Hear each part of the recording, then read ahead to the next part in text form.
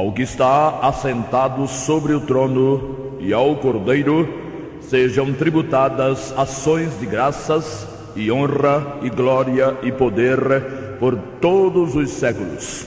Missão Evangélica Boas Novas. Programa Boas Novas. O que jamais passou pela mente de pessoa alguma em toda a história do gênero humano, salvação eterna, vida eterna de graça, sem participação humana nenhuma, é o que pregamos, porque é isso que significa o Evangelho da Graça do Senhor Jesus.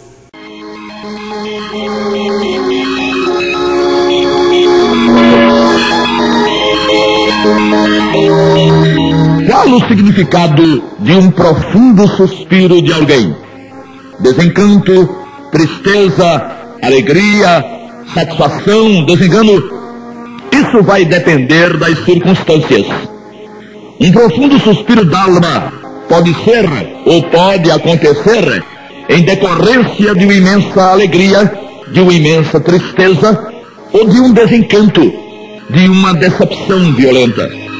Existe o registro de um fato assim no ministério do Senhor Jesus entre seu povo.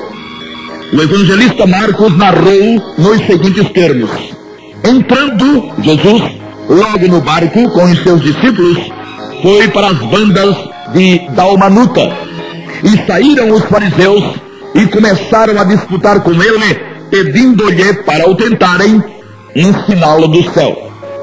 E suspirando profundamente em seu espírito, disse: por que pede esta geração um sinal? Em verdade vos digo que a esta geração não se dará sinal algum. E deixando-os, tornou a entrar no barco e foi para outra banda. Marcos 8, 10 a 12. Decepção, frustração, desencanto, desengano e tristeza não são sentimentos estranhos ao espírito humano. Todo mundo de relativa idade tem experiências positivas e negativas nesse sentido. Quer dizer, gente assim já sofreu e já provocou essas experiências certamente. Ninguém é completamente inocente, e se está passando ou sofrendo algum tipo de injustiça, fatalmente já provocou em alguém também injustiças e desencantos. Logo, qualquer suspiro, profundo ou não, no ser humano, não haveria de ter o mesmo significado de um suspiro profundo do Senhor Jesus, que foi perfeito em toda a sua maneira de viver. Certamente jamais causou decepção no Salvador qualquer falha moral de um dos seus seguidores. Tendo ele vindo salvar pecadores, não haveria de se entristecer com nenhum tipo de pecado. Mas a incredulidade sempre foi uma afronta ao Senhor. E incredulidade por parte de homens e de mulheres fora dos termos de Israel não o agrediria nem o ofenderia. Ele, como Messias de Israel, trazia para Israel a mensagem do reino com as promessas do Pai, dadas principalmente na Torá, no Pentateuco, nos 5 livros da lei. Os gentios não participariam de sua mensagem, de seus ensinos. Nenhum gentio foi incluído na dispensação da lei, como aliás deixou bem claro posteriormente o apóstolo Paulo escrevendo aos Efésios: lembrai-vos de que vós, noutro tempo, éreis gentios da carne, e chamados incircuncisão, pelos que na carne se chamam circuncisão feita pela mão dos homens, que naquele tempo estáveis sem Cristo, separados da comunidade de Israel e estranhos aos concertos da promessa, não tendo esperança e sem Deus no mundo. Efésios 2, 11 e 12.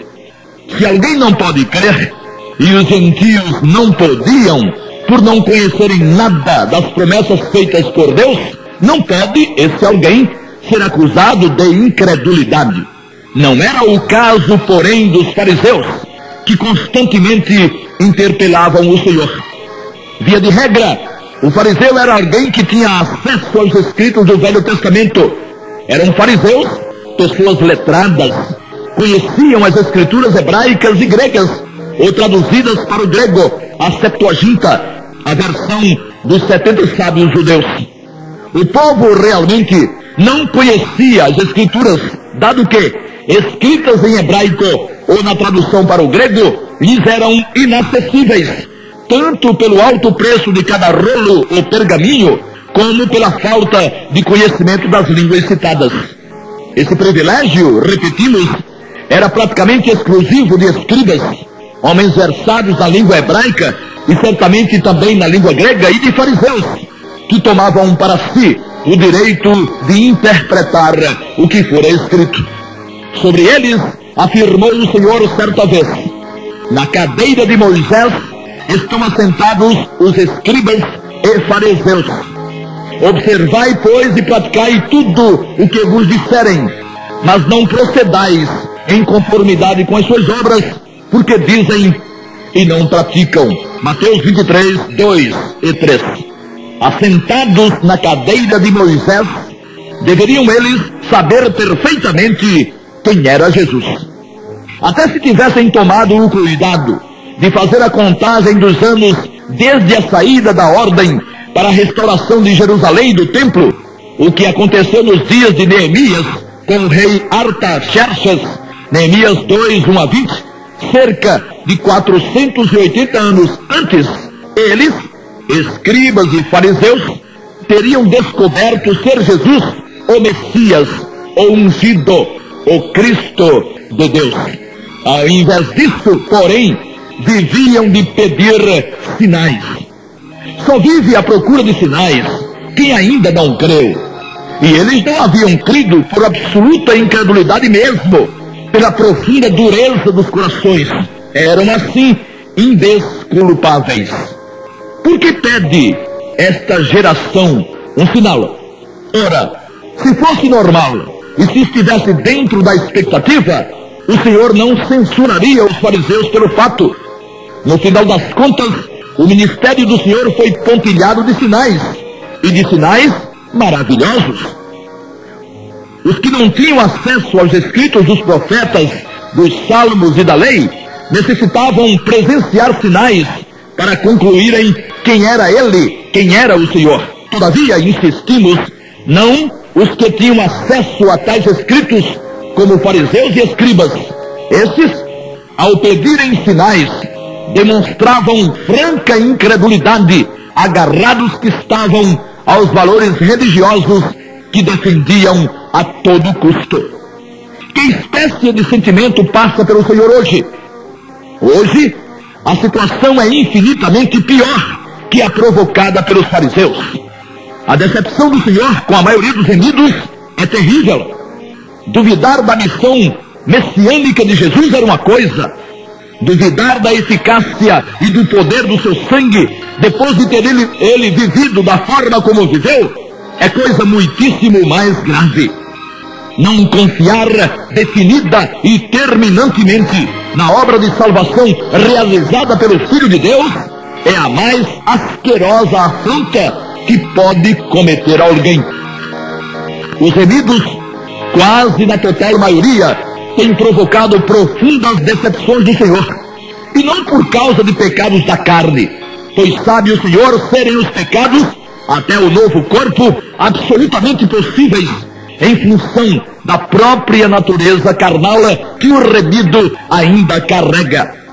A decepção do Senhor com a igreja atual, Laodiceia, está relacionada diretamente com o alto grau de incredulidade demonstrado por ela nos méritos de Salvador que possui o Salvador.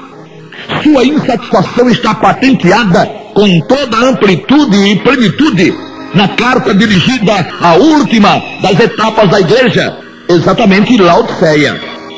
A situação chegou a tamanho descalabro que o anúncio das virtudes do Salvador, com todas as implicações e consequências de seu sacrifício e de seu sangue, tais como salvação de forma total e absoluta, com o perdão definitivo e com a justificação e com a regeneração ou novo nascimento, não qualquer tipo de reforma, mas regeneração, que é a ação do Espírito Santo como selo, penhor e batismo. Essa pregação é tida e havida por muitos que vivem gritando glória a Jesus e aleluia como pregação ou mensagem diabólica. Existe uma insanidade estabelecida bem no meio de Laodiceia, movida tal insanidade por um fanatismo exacerbado e fundamentado em manifestações que seriam oriundas do Espírito, mas que não passam de manifestações carnais, já que o Espírito Santo viria, como de fato veio, para glorificar o Senhor Jesus.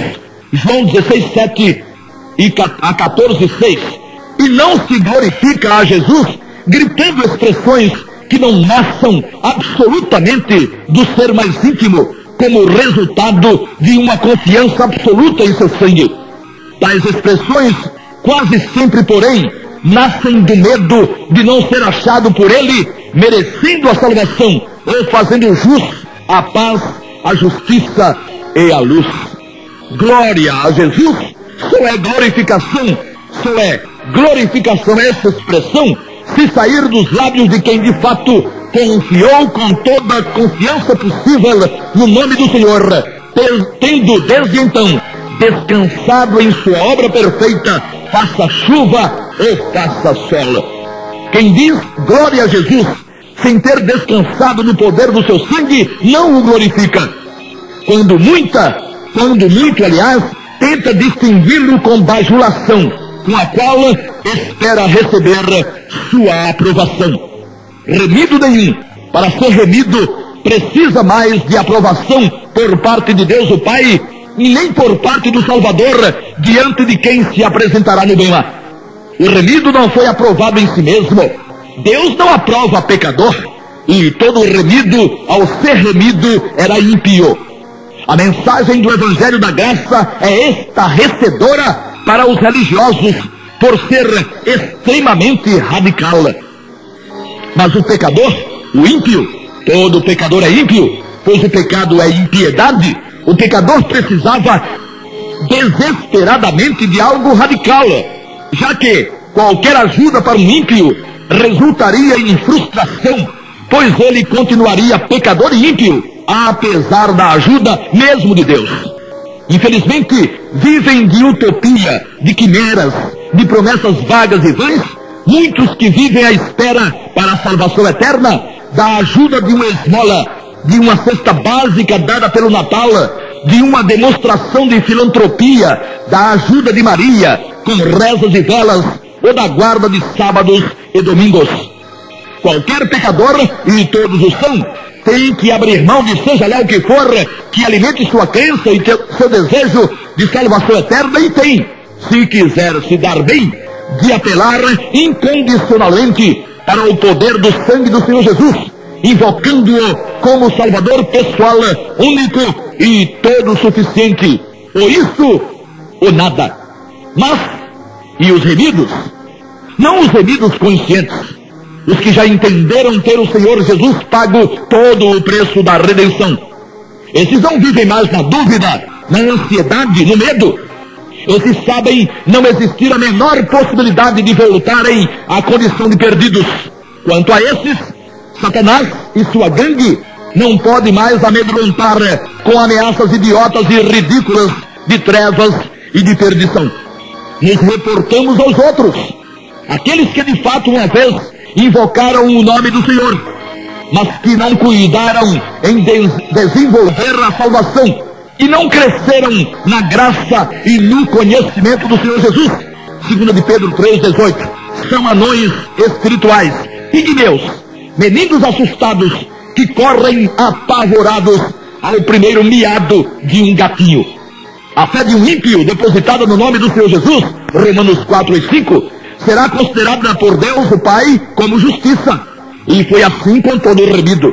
Ora, se Deus, justo, perfeito e santo, considerou um ímpio cheio de injustiça, justo, quando demonstrou confiança absoluta no sangue e na obra do seu Filho, quem, no universo todo, desmancharia isso?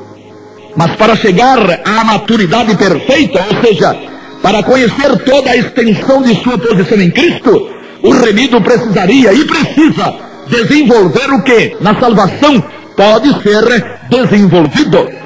Aqui é necessário que se analise os dois aspectos da obra salvadora: o aspecto objetivo e o aspecto subjetivo. Parecem meras palavras ou especulação apenas.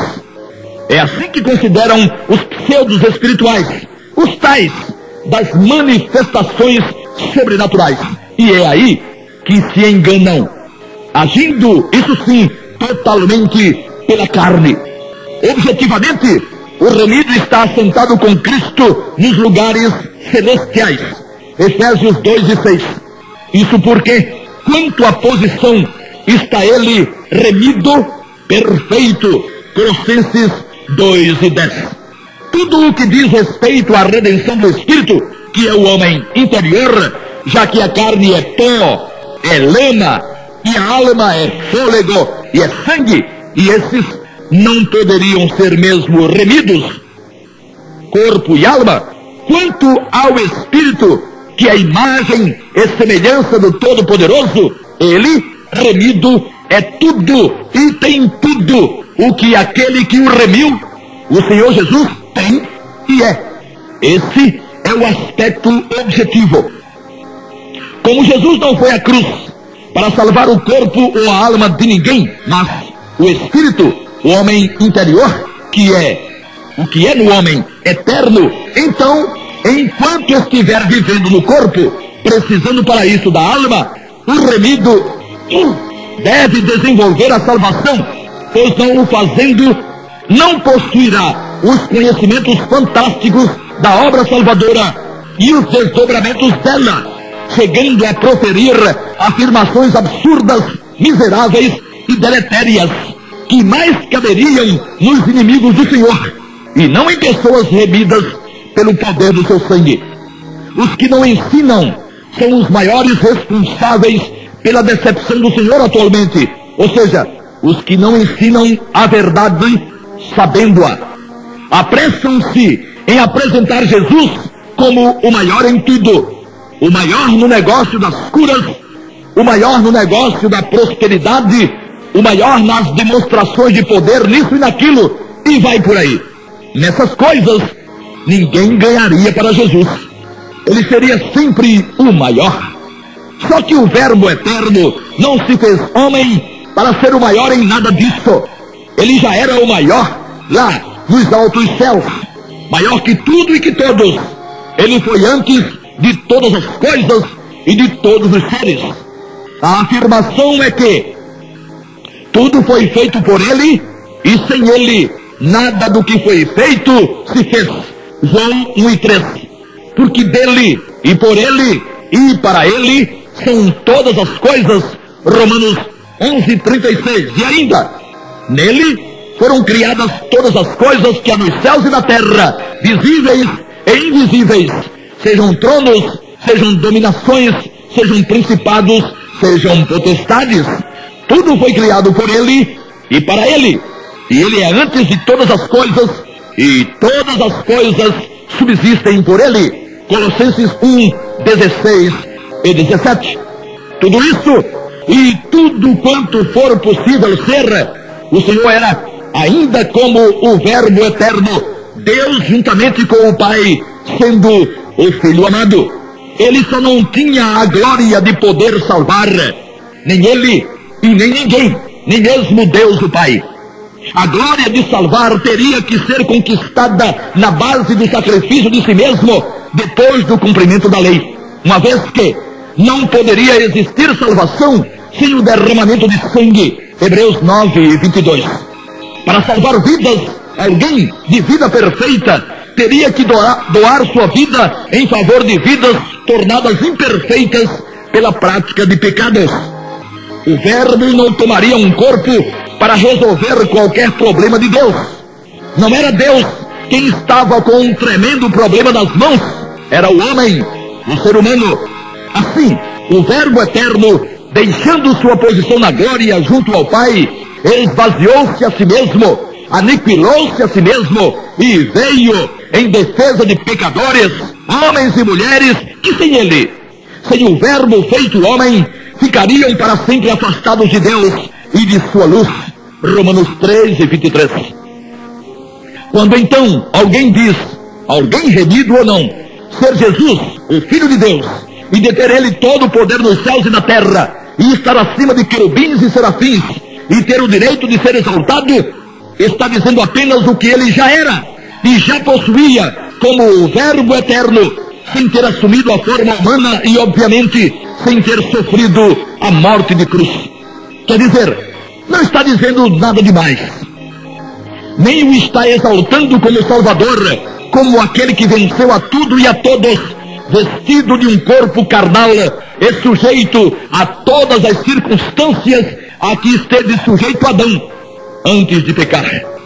Exaltar as qualidades do Filho de Deus como Deus mesmo, tanto quanto o Pai, aquele que já era antes que Abraão viesse à existência, João 8:58, ou exaltá-lo como o unigênito do Pai, João 1:14, 3:16, etc., não anula e nem atenua a falha clamorosa cometida pela maioria de Laodiceia, que nega-lhe a glória de salvar perfeitamente e eternamente a quem quer que o tenha invocado com esse propósito. Jesus não precisava de ninguém com declarações aparentemente arrebatadoras e com expressões de glória e de aleluia para enaltecê-lo como Deus e como digno de todo poder por ser Filho de Deus, o que ele sempre foi. A decepção de Jesus com os fariseus foi por não terem eles reconhecido no Senhor a pessoa do Cristo, do ungido de Deus, cheio de graça e de verdade, João 1:14. E depois de ter dito, por que pede esta geração um sinal, o Senhor se retirou, deixando-os, Marcos 8:12. Tantas evidências já mostraram o Salvador, e eles ainda à procura de sinais. Foi o limite para o Senhor. Atualmente, e já há bastante tempo, a maioria de Laodiceia vive disso, de procurar sinais e evidências do poder do Filho de Deus em curas, na prosperidade e em manifestações sobrenaturais. Sistematicamente negam-lhe o poder de salvar de uma vez por todas. Salvação de uma vez para sempre? Isso não. Salvo uma vez, salvo eternamente, nós não aceitamos isso. Nossa denominação, nosso movimento não adota esse ensino. E adota que ensino? Ou qual ensino? Adota o ensino que o missionário fulano de tal dos Anzóis trouxe lá da terra do nunca, ou da terra do miserê. Jesus suspirou profundamente em seu espírito, profundamente decepcionado com seus irmãos de raça. Hoje, usando um antropomorfismo, pode-se dizer suspirar ele profundamente decepcionado com seus irmãos eternos, os remidos, pelo menos a maioria, não tendo condições de com eles manter comunhão, estando por isso à porta batendo. Apocalipse 13:20. Como em todas as etapas da igreja, em Laodiceia existirão os vencedores. Com certeza vencer em Laodiceia será, acima de tudo, ter se comprometido com a verdade, porquanto a maioria está comprometida com os grupos e com os arrazoados doutrinários que cada um elaborou, usando para tanto parábolas, salmos, Pai Nosso, escritos proféticos ou a própria Torá, o Pentateuco, os livros da lei, introduzindo-os na graça. Sendo que todos esses escritos estiveram em evidência, antes da morte do Salvador, e antes da morte do Salvador não havia um Salvador. É claro que o que exalta o Filho de Deus como aquele que reuniu méritos para salvar ímpios está desenvolvido e afirmado nos escritos de depois da cruz, quando o Espírito Santo revelou toda a verdade a respeito, conforme prometido. João 14:26 e 16:13. A nenhum dos instrumentos usados para a composição dos escritos diante da cruz foi revelado em relação aos que confiaram no sangue de Jesus, ser ele no seu sangue, ou ter ele no seu sangue os lavado dos seus pecados, como foi revelado ao apóstolo João, de acordo com o registro de Apocalipse 1:5, depois da morte do Senhor, obviamente. Cuide cada um, para que, em relação a si mesmo, não seja Jesus obrigado a suspirar profundamente decepcionado. No que lhe diz respeito, prezado ouvinte, a questão é: já invocou você o nome do Senhor Jesus como seu Salvador e para seu Salvador? Se ainda não, então, nem sequer decepcionado com você, Jesus pode estar ou pode ficar, porquanto você não o tendo invocado, nada tem com ele. Invoque o nome do Senhor Jesus para se tornar um filho de Deus. Não vá na conversa de que todos os homens são filhos de Deus, porque você vai se dar muito mal. Ainda que para ser um filho desobediente, invoque o nome do Senhor Jesus. Filhos desobedientes que negam afirmar as virtudes do sangue que os remiam, Deus já tem muitos. Então, um a mais ou a menos, nenhuma diferença fará. Invoque o nome de Jesus e livre-se das trevas, da perdição e da dor. Aos remidos, graça e paz.